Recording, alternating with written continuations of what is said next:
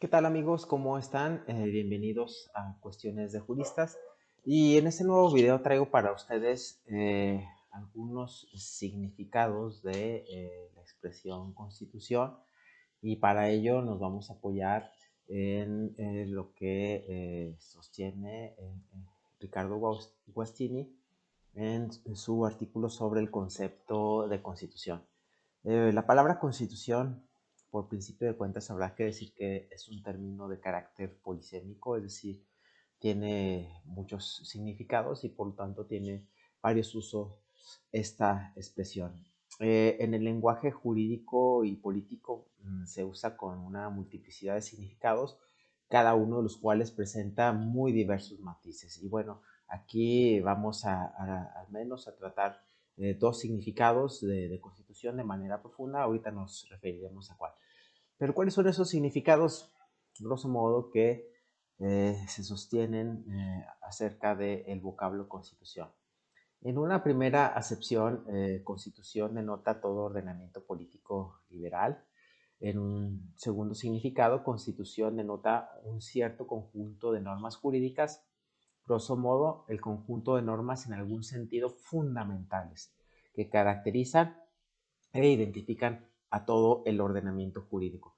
En una tercera acepción, constitución denota simplemente un documento normativo que tiene ese nombre o un nombre equivalente, carta fundamental, por ejemplo. Y en una cuarta acepción, constitución denota un particular texto normativo dotado de ciertas características formales, o sea, de un peculiar régimen jurídico. En cuanto al significado liberal de constitución, es decir, constitución como un ordenamiento político de tipo liberal, la constitución se concibe como un límite al poder político, ¿sí?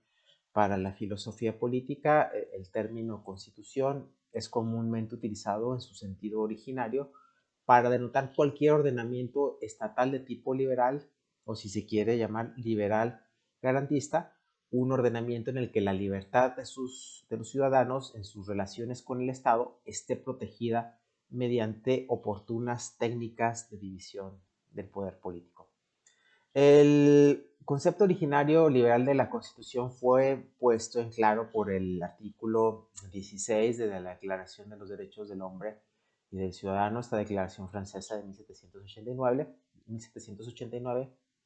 que estableció textualmente lo siguiente: una sociedad en la que no esté asegurada la garantía de los derechos ni reconocida la división de poderes no tiene constitución. En ese contexto, claro está, el término constitución denota no ya una organización política cualquiera, sino una organización político liberal y garantista. Aquí la constitución es concebida como un límite al poder político. De esta manera se puede anotar como una conclusión que no todo estado está provisto de constitución. Los estados liberales son estados constitucionales, o sea, tienen constitución, mientras que los despóticos no son estados constitucionales, es decir, carecen de constitución. En tal sentido, del adjetivo constitucional, un estado puede llamarse constitucional o provisto de constitución si y solo si satisface dos condiciones disyuntivamente necesarias y conjuntivamente suficientes. La primera, por un lado, que estén garantizados los derechos de los ciudadanos en sus relaciones con el Estado, y por otro, que los poderes del Estado, o los que conocemos como el legislativo, el ejecutivo y el judicial, estén divididos o separados, o sea, que se ejerzan por órganos diversos. Este modo de utilizar el término constitución se puede decir que hoy en día está en desuso. No obstante, algunas expresiones todavía de uso corriente, especialmente en sede historiográfica, presuponen el concepto liberal de constitución y serían incomprensibles sin él. Sería el caso, por ejemplo, de los términos constitucionalismo, constitucionalización, de las expresiones monarquía constitucional, Estado constitucional, gobierno constitucional en oposición a la monarquía absoluta o el Estado absoluto o gobierno absoluto. Ahora abordemos la Constitución como un conjunto de normas fundamentales. En el campo de la teoría del derecho, el término constitución es generalmente usado para designar un conjunto de normas fundamentales que identifican o caracterizan cualquier ordenamiento jurídico. Aquí la cuestión es saber cuáles normas deben ser consideradas fundamentales. Esto es debatible desde el momento en que lo fundamental no denota una propiedad empírica. O sea, calificar alguna cosa como fundamental es, en última instancia, un juicio de valor. No obstante, normas fundamentales de un determinado ordenamiento jurídico pueden ser consideradas según diversos puntos de vista, al menos por las siguientes, ¿sí? Las normas que disciplinan la organización del Estado y el ejercicio del poder estatal, si al menos en sus aspectos fundamentales como la función legislativa, la ejecutiva y la judicial, así como la conformación de los órganos que ejercen esos poderes, por ejemplo, las normas que disciplinan la función del órgano legislativo, o bien las normas que disciplinan las relaciones entre el Estado y los ciudadanos, por ejemplo, las eventuales normas que reconocen a los ciudadanos los derechos de libertad, y también se consideran normas fundamentales las normas que disciplinan la legislación, entendida en sentido material como la función de crear el derecho, o sea, las normas que confieran poderes normativos que determinan las modalidades de formación de los órganos a los que esos poderes son conferidos y que regulan los procedimientos del ejercicio del poder.